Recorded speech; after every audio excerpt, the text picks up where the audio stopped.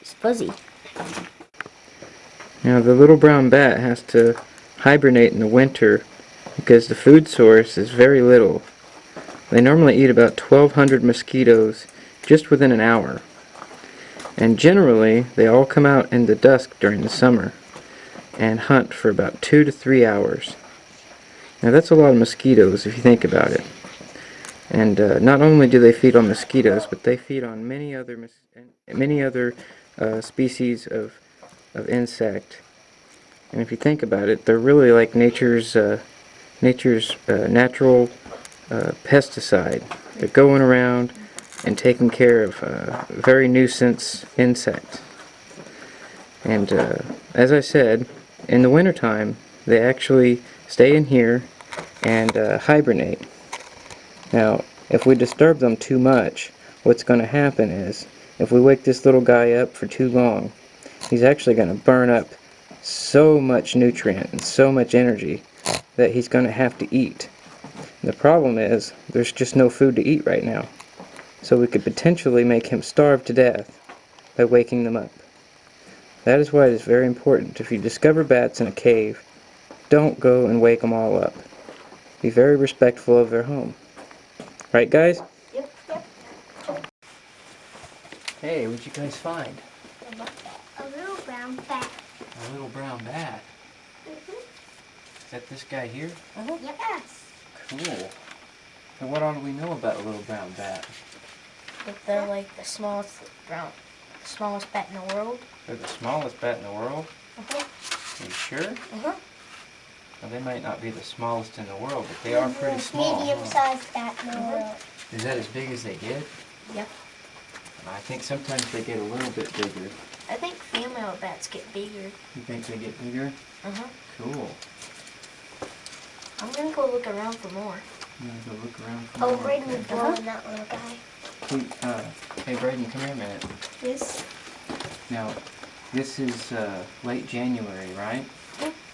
Okay. What are they doing this time of year? Sleep.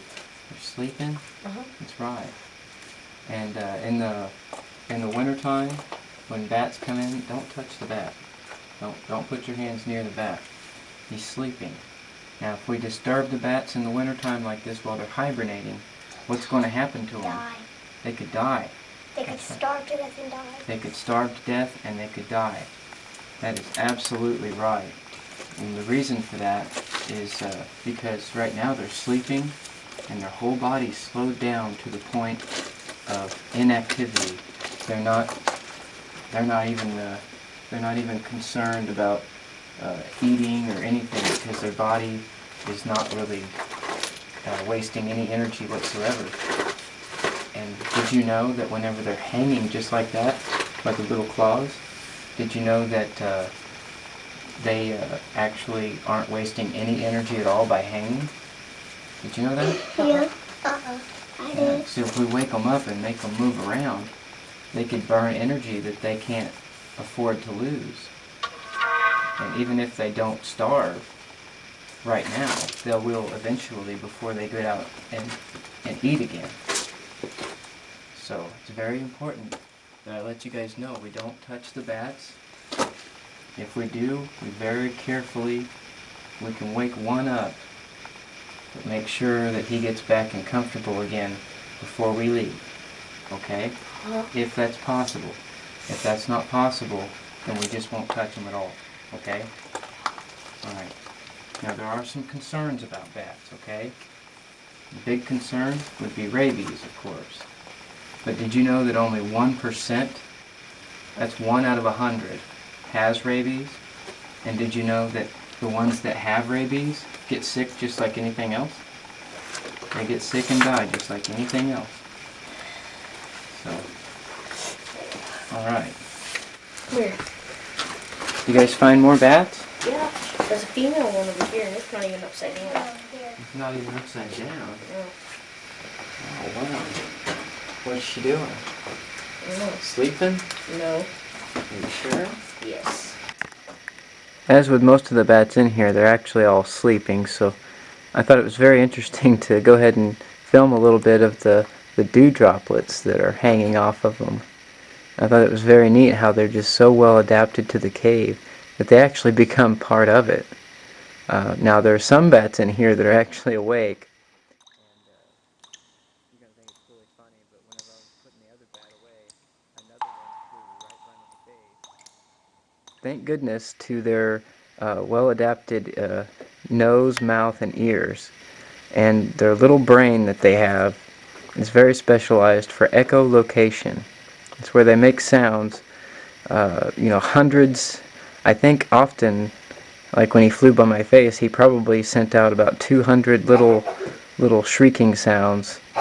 And the echoes from those sounds actually came back to his ears and translated into an image of my face. So that way he didn't actually fly into me, but just perfectly around. I thought that was very neat how they are so adapted to living in total darkness. A very special creature that deserves everybody's respect. And thank goodness that none of these guys in this cave have white nose syndrome. Every bat that I've looked at are all as healthy as can be, and I wish it were that way for every one of them. She's already awake, so we can actually get a little up close and personal with that one. Very safely, okay? Now check out the warmer spot of the cave up here. There we go. Here's one that's not got all the moisture on him because he's in a warmer part of the cave. There's another one. That's weird. Yeah, and the cave goes on, doesn't it? Yeah, except you could get stuck. Yeah, we're not going to go in any tight squeezes in here, so You're pretty much in a pickle. Go ahead and look at these guys and discuss white nose syndrome of this variety of bat. This guy in particular none of these bats have white nose syndrome in this cave, thank goodness. Now, if I haven't specified already, I will specify that white nose syndrome is actually a fungus that occurs in the cave. And while these guys are hibernating as they are here, they actually end up getting the fungus on them, and it damages their immune system so dramatically that they just basically shrivel up and die. And in numbers somewhere in the thousands. I mean, that's a lot of bats that have died from a simple fungus. It's kind of like it destroys their immune system, and it just really, they just become poisoned, I believe. And thank goodness we don't have that in this cave.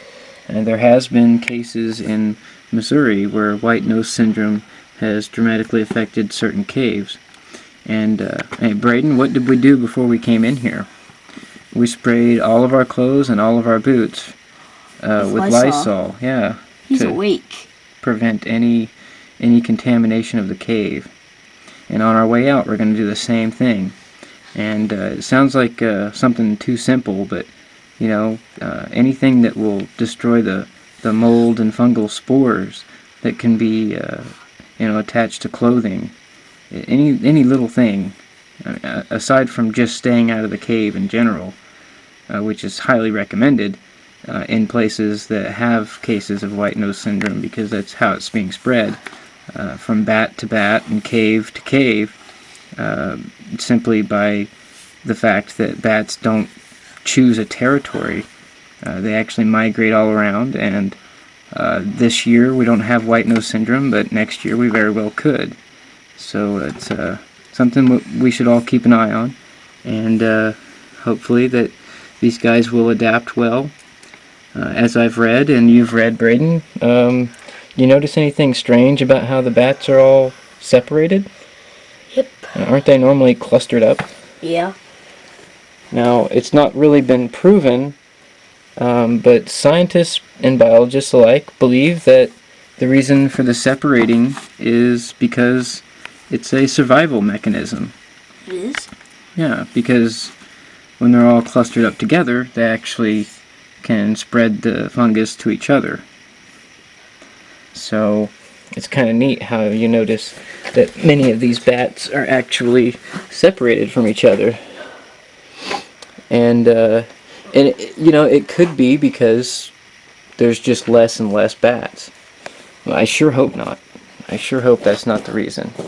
I really hope that the bats actually are choosing to stay separated, and in an attempt to keep keep alive. So it's very very critical, I think. So anyways, about the males and the females, what was that question that you had about the bats?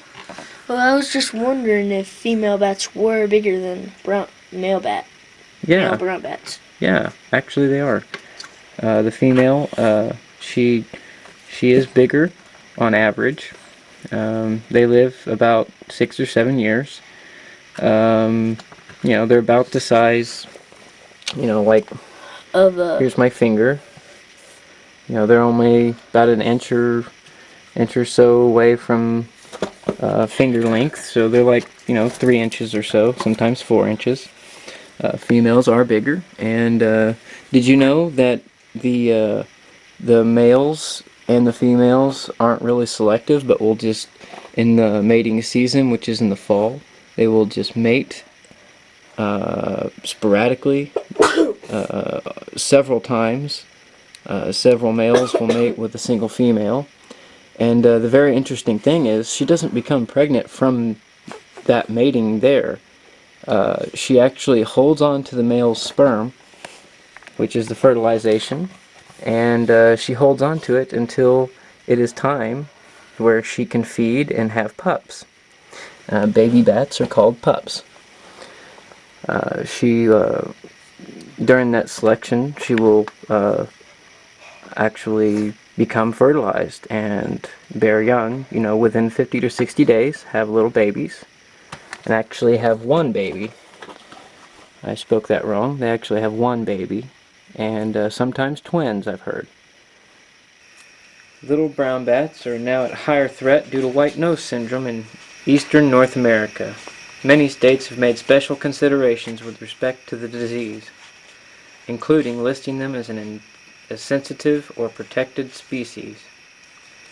And I second that. I think that they really should be listed in the protected species, because what's a reason behind allowing any of them to die? They're such an important animal.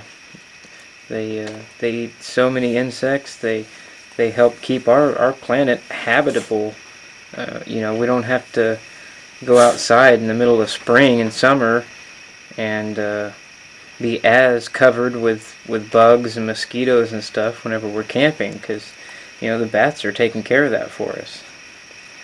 As with most bats, the little brown bat is mostly active at night, and in the temperate zone, like in Missouri here, they must find some way of dealing with the winter, so most of them migrate or hibernate. But the little brown bats actually do both.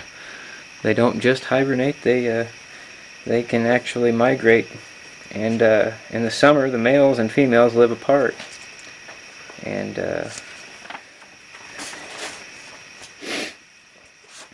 yeah.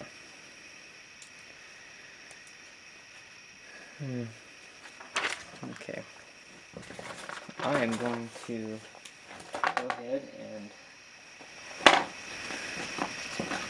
attempt to show you guys another up close.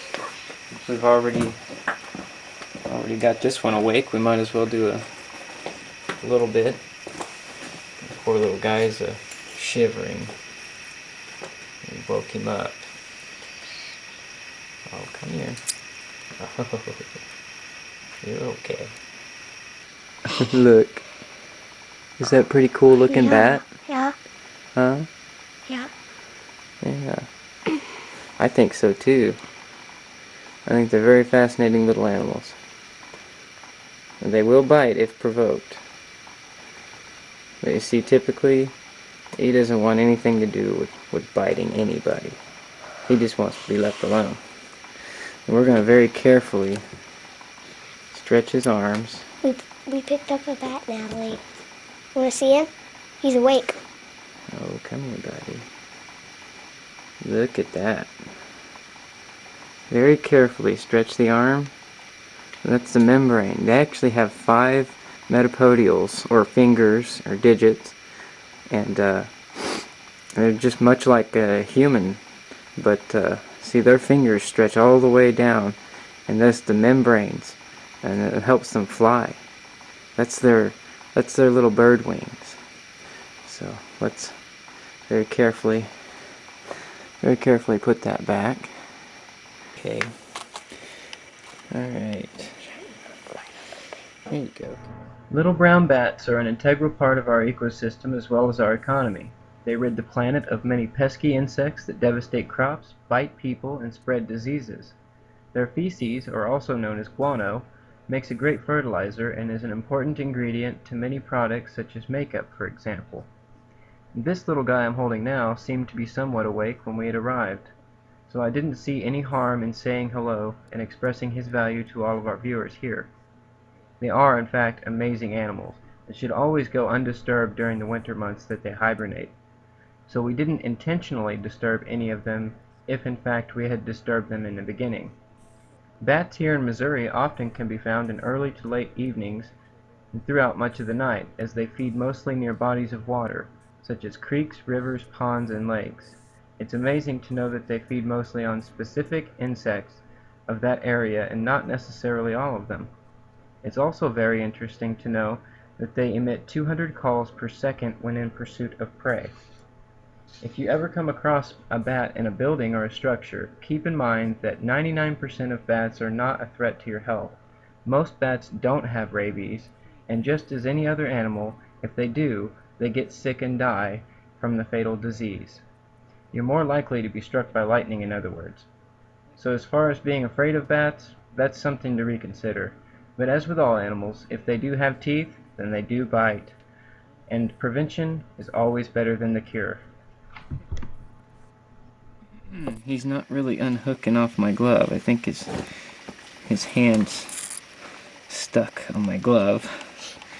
So that's an interesting thing, because Hurting himself? let's see if there we go. Squished him. Oh, careful. Hang on, buddy. Hang on. There he goes. All right, now let's not bother him anymore, okay? Right. And we can go about our business, and he can go about his business. It's a little brown bat, wide awake. He's sending sonar, and there he goes. Let's go ahead and find our way out of the cave here, and leave everything here as it is. Leave nothing but tracks, right? Yep. Is that how it's done? Yeah. Leave nothing but tracks. All right, let's go.